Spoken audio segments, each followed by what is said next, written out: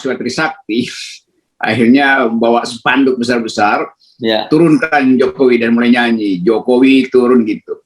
Dan kita ingat 98 itu kan dimulai di Trisakti, dan mereka mengingatkan ulang betapa pahlawan reformasi Elang pada waktu itu terbunuh di jembatan Grogol itu karena sniper segala macam. Dan peristiwa itu tentu membekas pada publik, dan itu mengingatkan kembali tentang fungsi dari mahasiswa di dalam mengupayakan perubahan sosial. Sebagai sesama warga negara, saya, Herso, mahasiswa, buruh, prajurit TNI juga kena imbas dari inflasi yang diakibatkan oleh kebijakan Presiden Jokowi.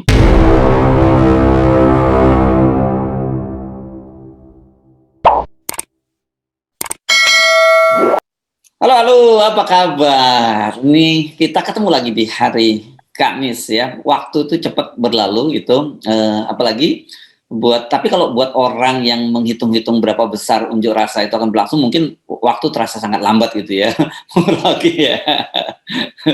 Iya, dan orang masih ingin memastikan gerakan mahasiswa akan berlanjut. Ini saya lagi di Cirebon, diundang oleh Universitas Gunung Jati itu dan teman-teman untuk kasih ceramah, sebetulnya semacam kuliah umum tentang pendidikan dan soal-soal sosial tuh. Tapi mungkin akan dibuat di luar universitas, kan ada sedikit persoalan perizinan, tapi biasalah itu. Mahasiswa tetap merasa bahwa saya nggak boleh pulang, tetap mesti berada dengan mereka di Cirebon, dan mereka cerita banyak hal kemarin tentang gerakan dan semacam mereka sebut telah terjadi kimia antara mahasiswa, buruh dan mak-mak, kira-kira begitu. Iya. Oh, jadi kimia semacam itu ya. Iya. Kan kemarin dia juga habis, dia mau animasi. Tadi malam saya nyampe pakai kereta dan langsung dibajak ke tempat-tempat diskusi, kira-kira itu. Tapi udah, itu bagian dari Cirebon yang akan kita lihat. Aktivitas ini akan terhubung dengan mahasiswa BEM se-Indonesia. Karena tema BBM bukan sekedar tema soal subsidi, tapi udah menyangkut kekacauan kebijakan. Dan banyak mahasiswa yang menganggap ya intinya pada presiden. Jadi bayangkan misalnya mahasiswa Trisakti akhirnya bawa spanduk besar-besar, turunkan Jokowi, dan mulai nyanyi Jokowi turun gitu.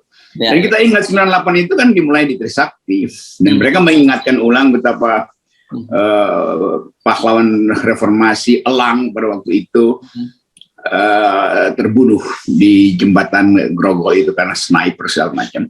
Dan peristiwa itu tentu membekas pada publik, dan itu mengingatkan kembali tentang fungsi dari mahasiswa di dalam mengupayakan perubahan sosial itu. Dan apalagi kita selalu ingat dengan semacam jadwal gitu, bahwa sejarah itu akan selalu berulang, itu kan. Ya kelihatannya sudah sedang berulang nih. Oh, sudah sedang in the making ya. The history in the making, betul. History in the making. History in the making. Ya, ini saya kira kita sedang menghadapi situasi semacam itu ya, ketika sejarah dan gerak sejarah itu saya kira tidak akan bisa dicegah ya, gitu yang ya apalagi ada pelemahan institusi kan. Kita selalu belajar misalnya teori dulu tahun 90 itu namanya Huntington bikin tesis political decaying itu, pembusukan politik dimulai dari melemahnya lembaga-lembaga negara tuh. Ada kepolisian yang lagi rapuh, lalu kemarin ada soal konflik antara DPR dan TNI yang sebetulnya antar figur aja tuh. Effendi Simbolon, tapi Effendi Simbolon tetap dia adalah wakil rakyat, lalu Pak Dudung bereaksi macam-macam itu. Jadi udah, ini ada satu kondisi yang memang kita sangat rapuh sebetulnya, apalagi dari kacamata intelijen internasional kan, itu Indonesia lagi dalam keadaan rapuh. Nah itu dia, jadi saya kebetulan kemarin juga memandu sebuah diskusi. Sebenarnya di kami Koalisi Aksi Menyelamatkan Indonesia, sebenarnya diskusinya tidak ada kaitannya dengan masalah Pak Dudung, Sambo dan sebagainya gitu ya. Ini masalah soal BBM. Tetapi tentu saja karena banyak wartawan yang hadir, ya mereka pasti ingin tahu pendapat Pak Gatot gitu ya. Dan Pak Gatot juga menyampaikan juga bahwa apa yang disampaikan oleh Effendi Simbolon dalam sebuah forum yang terbuka di Komisi 1 rapat kerja dan siarkan secara langsung kemudian menyatakan ada disharmoni antara pimpinan TNI, itu kan bagi intelijen ini jadi valid. Pasti intelijen sudah mengendus itu. Tapi dengan adanya pernyataan dari anggota Komisi 1 DPR ini kan semacam konfirmasi buat mereka kan. Ya, saya lihat itu Pak Gatot agak ngamuk sebetulnya. Karena tentu ada yang disebut esprit de corps yang terganggu. Tapi saya bisa pahami, prajurit pasti marah itu karena diucapkan terbuka dan dituduh gerombolan. Itu tentu bahkan secara personal menganggap kok nggak hargai ya keadaan kita hari ini. Jadi itu satu soal tuh. Jadi perspektif prajurit itu sah. Walaupun nanti akan dicari keterangan kenapa prajurit itu tiba-tiba secara masif itu lakukan tindakan yang mengejar sebetulnya dalam tanda petik pernyataan dari Effendi Simbolon yang kemudian terbuka bahwa itu adalah perintah secara tidak langsung atau maupun langsung, atau bahkan orang anggap itu suruhan langsung dari KSAD. Nah itu juga yang berbahaya tuh kalau KSAD mengambil inisiatif untuk memasukkan ketersinggungan TNI ke dalam wilayah yang juga sangat peka. Karena ini bukan sekedar TNI, ANSI, tapi juga orang Indonesia merasa bahwa kok ada ancaman gitu ya. Dan itu juga tertuju pada lembaga DPR. Kita paham juga kemarahan KSAD, tapi kita juga paham bahwa KSAD seharusnya tidak melakukan itu. Tapi udah terjadi, maka kita nggak perlu cari siapa yang salah lagi. Karena tetap juga orang merasa di DPR juga sering kurang ajar, kan begitu kan. Walaupun kita mesti terangkan pada publik, juga teman-teman prajurit, bahwa ini negara diasuh oleh prinsip civilian value itu. Tentu Effendi Simbolon menganggap dia diproteksi oleh hak imunitas sebagai anggota DPR. Itu kalau DPR-nya bermutu, tapi kita lihat kan DPR nggak bermutu. Jadi berhak juga rakyat untuk menghujat juga DPR atau Effendi Simbolon. Jadi kita ulangi lagi keadaan ini. Bahwa Pak Gatot betul, dia melihat hal yang berbahaya. Karena itu artinya melemahkan TNI yang sedang diincar oleh kawasan Indo-Pasifik. Melihat Indonesia lagi rapuh tuh. Jadi dari perspektif intelijen, Pak Gatot betul. Bahwa ini adalah tanda bahwa TNI rapuh dan bisa mengundang intervensi asing gitu. Dari perspektif demokrasi, Pak Kasat kurang bijak karena seolah-olah memprovokasi. Dari perspektif prajurit itu benar karena prajurit pasti merasa terhina atau tersinggung. Jadi semua ini ada di dalam keadaan di mana koordinasi makro politik itu kacau balau sehingga memungkinkan terjadinya ini. Jadi kita mesti lihat ini ada kekacauan di dalam koordinasi makro ini. Nah, kekacauan itu disebabkan karena TNI diberi kesan itu pengangkatan Panglima atau KSAD dikasih kesan itu memang prerogatif presiden, tapi di belakang itu ada sponsor-sponsor partai politik. Jadi hal semacam itu yang bagi kita analis, oke, kita mesti selesaikan ini supaya ada ketenangan, ada keteduhan. Apalagi kalau kita hitung sebetulnya secara lebih dekat, bahwa toh Pak Andika juga dekat dengan PDIP, Pak Dudung juga dekat dengan PDIP, Effendi Simbolon adalah PDIP. Jadi kalau kita bilang all PDIP man, kira-kira, lalu orang anggap loh itu kenapa terjadi sinyal semacam itu? Apa semuanya ingin dapat semacam asosiasi dengan partai politik?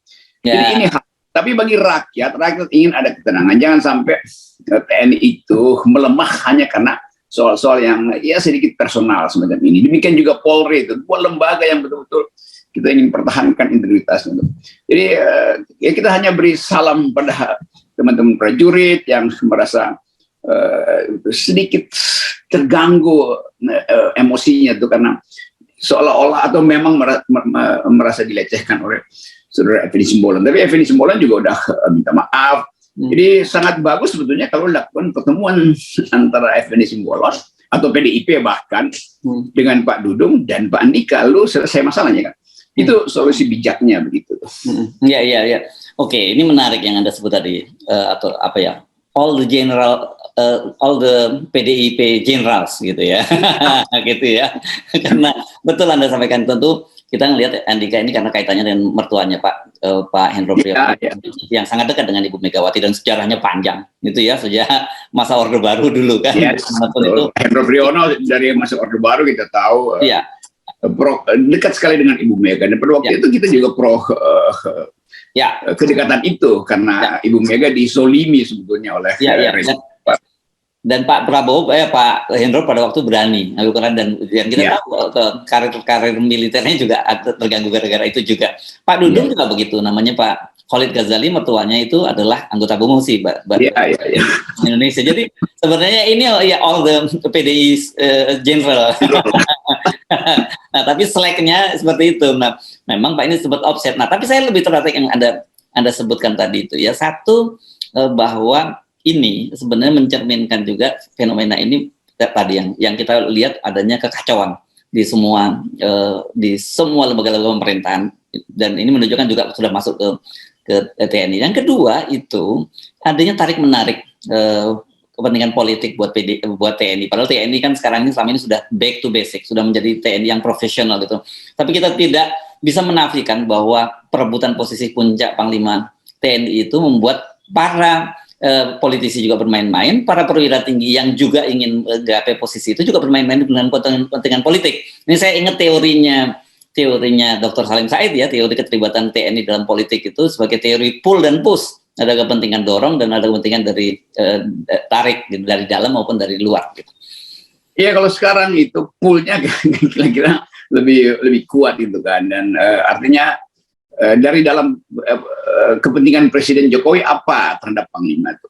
Tentu Presiden Jokowi di ujung masa pemerintahannya dinilai lemah gitu. Karena itu dia mesti cari semacam perlindungan. Dan kita selalu harus mampu memproyeksikan kalau terjadi disobedience, sebetulnya kekacauan politik menjelang 2024 atau mungkin sebulan ini ya, menjelang G20 itu. Siapa yang akan bertanggung jawab tuh? Dan Presiden tidak kasih sinyal. Presiden selalu merasa oke, itu soal yang bisa diselesaikan secara internal. Tetapi keadaan ekonomi politik kita menunjukkan Presiden sebetulnya udah lemah. Jadi dalam keadaan Presiden melemah, maka muncul ambisi-ambisi ini. Ambisi biasa aja, ada jenderal yang merasa dia lebih berhak dan kasih sinyal pada Presiden. Lain kalau Presiden dari awal itu menganggap oke, saya hanya menerima keputusan dari Wanjakti atau apa segala macam tuh. Jadi secara formal Presiden akan mengangkat Panglima itu, tetapi proses rekrutmen kepemimpinan itu jangan dikaitkan dengan kepentingan Presiden. Kan ini kepentingan negara itu. Presiden sebagai simbol kepala negara sekaligus ex officio Panglima tertinggi. Tetapi sinyal politik nggak boleh masuk sehingga tidak ada persaingan di antara jenderal yang memang berlebih sekarang. Berapa jenderalnya mungkin udah 100 itu. Ya banyak sekali sekarang jenderal. Iya itu bintang 1, bintang 2, bintang 3 tuh. Demikian juga yang di bawah itu, yang lapisan berikutnya kan juga menunggu sirkulasi di dalam kepemimpinan tuh. Bayangkan letkol, kolonel mungkin udah 1000 itu yang menanti soal macam itu. Sementara prajurit tentu nggak terlibat di situ. Prajurit hanya ingin melihat bahwa institusi TNI itu tangguh sehingga dia bisa bangga sebagai prajurit NKRI. Nah, hal-hal semacam ini yang mesti masuk dalam kepala Presiden tuh, supaya Presiden paham bahwa TNI ini adalah lembaga negara. Jadi jangan sekalipun ada sinyal politik, like and dislike, favoritisme segala macam. Biarkan TNI tumbuh, dan rakyat tentu menginginkan seluruh kapasitas TNI itu hanya dipakai untuk melindungi negara, bukan untuk melindungi kekuasaan atau seorang politisi itu. Itu saya kira dasar berpikirnya harus mulai dari situ. Iya. Nah, jadi kalau kita lihat apa yang terjadi ini memang perlu ada hal yang dibenahi. Tadi Anda menyarankan bertemu bertiga dan sebagainya, karena sekarang ini kan baru dia bertemu dengan Pak Andika, Jenderal Andika. Tapi kan sebenarnya kita tahu yang punya ketersinggungan sangat kuat dalam kasus Effendi Simbolon adalah Pak Dudung, kan gitu. Jadi memang perlu diselesaikan ini secara internal, dan saya kira kalau ini ditunda itu malah makin ketegangan itu makin mengendap, dan meskipun kita tahu permintaan maaf itu tidak akan menghilangkan luka yang ditinggalkan, tapi tetap saja bisa menurunkan ketegangan. Ya itu pentingnya harus cepat-cepat. Pak Effendi Simbolon dengan segera menemui Panglima TNI dan mungkin sekarang udah bertemu dengan Sudah Pak bertemu Dudung. Selasa kemarin, Bung Rocky. Sudah hari Selasa kemarin ya. Jadi penyelesaian di tingkat para pemimpin ini harus disaksikan rakyat, terutama prajurit, supaya salam komando itu betul-betul lega tuh. Jadi Effendi bilang oke, dia merasa bersalah karena terlalu jauh memakai kata-kata yang menyakiti itu. Hal yang kalau di luar negeri ya biasa aja tuh karena udah terlatih di dalam soal civilian value. Tapi kita tetap masih dalam suasana transisi itu, dan kesejahteraan prajurit itu yang harus diutamakan. Ini soal yang seringkali juga dibandingkan dengan kesejahteraan prajurit TNI dan kesejahteraan Polri agak berbeda, kira-kira begitu kan. Jadi kalau saya boleh terangkan, ini ada luapan emosi yang bukan sekedar karena kasusnya Effendi Simbolon, tapi di belakang itu ada hal yang akhirnya harus kita periksa, soal pelembagaan sosial di dalam TNI itu, terutama jaminan hari depan, kesejahteraan, barak-barak prajurit segala macam, masa depan anak-anak mereka. Jadi ini yang akhirnya di satu soal yang kadang-kala juga bikin frustrasi itu. Ada Papua yang masih terus dipantau oleh internasional soal situasi hak asasi manusia di Papua tuh. Jadi frustrasi ini memang akhirnya dia mencari outlet. Nah, outletnya kemarin adalah pada Effendi Simbolon. Tapi sekali lagi, Effendi Simbolon hanyalah sasaran sebetulnya dari kemarahan rakyat juga terhadap DPR, karena DPR kan kita anggap lembaga yang banyak kong-kalingkong di situ tuh. Jadi rakyat juga merasa oke, memang berhak TNI untuk marah tuh. Karena rakyat ingin menyalurkan kemarahan, nggak bisa tuh. Karena kan DPR harusnya mengawasi kekuasaan, mengawasi harga BBM segala macam tuh. Jadi rakyat bertepuk tangan, wah oke, prajurit TNI yang justru menyuarakan rakyat dalam bentuk kemarahan itu tuh. Dandim langsung memimpin protes itu satu sinyal aja. Tapi kita akan baca bahwa dalam 2-3 hari ini tentu akan dipulihkan kembali. Kan TNI lembaga yang sangat rasional dan paham bahwa kalau udah diselesaikan di atas itu pasti di bawah juga selesai. Jadi mudah-mudahan itu tercapai, bukan rekonsiliasi tapi saling pemahaman tentang fungsi itu. Dan sekaligus DPR coba ubah citranya tuh. Jangan sekedar jadi stempel kekuasaan, dan itu bikin marah rakyat. Oke, nah, menurut saya jauh lebih menarik itu yang apa Anda sebutkan tadi ya, bahwa persoalan Effendi Simbolon dengan Pak Dudung atau dengan Panglima TNI itu mudah bisa diselesaikan lah. Dengan Panglima TNI clear, sudah ketemu katanya hari Selasa lalu, dan kemudian Effendi Simbolon minta maaf. Dengan Pak Dudung saya kira meskipun belum bertemu, Pak Dudung juga menyatakan kalau sudah minta maaf minta disudahi. Tapi yang tadi yang Anda sebut tadi, problem di kalangan prajurit gitu ya, problem kesejahteraan, problem ketimpangan, problem ketidakpuasan gitu. Mereka melihat masalah lembaga lain yang juga justru banyak mendapat privilege gitu, dan kemudian dia juga melihat bagaimana apa yang terjadi dengan kepolisian sekarang terbukti misalnya soal penguasaan mereka yang luar biasa sampai kasus judi dan sebagainya. Saya kira ini jauh lebih serius pembenahannya ketimbang soal yang tadi itu antara Effendi Simbolon dengan Pak Dudung. Itu pentingnya kita baca psikologi prajurit. Dalam teori psikologi namanya ini sublimasi. Sublimasi artinya dipindahkan masalahnya lalu meledak pada Effendi Simbolon tuh. Jadi keadaan psikososiologis ini juga mesti diperhatikan oleh kekuasaan, oleh pemerintah tuh. Karena ini bisa berulang nanti dengan skala yang lebih tak terkontrol lagi tuh. Karena selama kesejahteraan dan sebut aja rasa aman masa depan dari prajurit itu tidak dijamin, itu dengan mudah itu satu peristiwa kecil itu bisa meledak itu. Dan ya di tingkat elit gampang, udah minta maaf selesai itu. Tapi kalau permintaan maaf itu atau rekonsiliasi di elit itu atau kesepakatan di elit itu tidak menghasilkan sesuatu yang langsung dilihat sebagai jaminan kesejahteraan prajurit, itu justru akan naik lagi tuh. Kan banyak prajurit juga yang kadang-kala mesti buka warung di asramanya tuh untuk nambah penghidupan itu, sementara harga BBM naik. Jadi ojek juga, Bung Rocky. Iya, itu banyak. Ya, kalau saya lagi jalan naik gunung kan bertemu dengan Dandim atau komandan Babinsa itu yang memang mereka adalah rakyat yang di dalam penugasan teritorialnya itu juga mengalami kesulitan ekonomi. karena harga-harga yang naik. Jadi itu kita bisa paham itu. Sebagai sesama warga negara, saya, Hersu, mahasiswa, buruh, prajurit TNI juga kena imbas dari inflasi yang diakibatkan oleh kebijakan Presiden Jokowi. Ya, jadi jangan salah manunya ya, diagnosenya ya, itu kadang-kadang Iya, itu kalau salah diagnose dianggap bahwa itu persoalan bisa selesai, tetapi sebenarnya luka dalam itu belum tersembuhkan dan ini jauh lebih serius. Oke, Bung Rocky, terima kasih Bung Rocky, dan tetap kita kawal dengan 0%. 0% kan emosi. Yes, oke.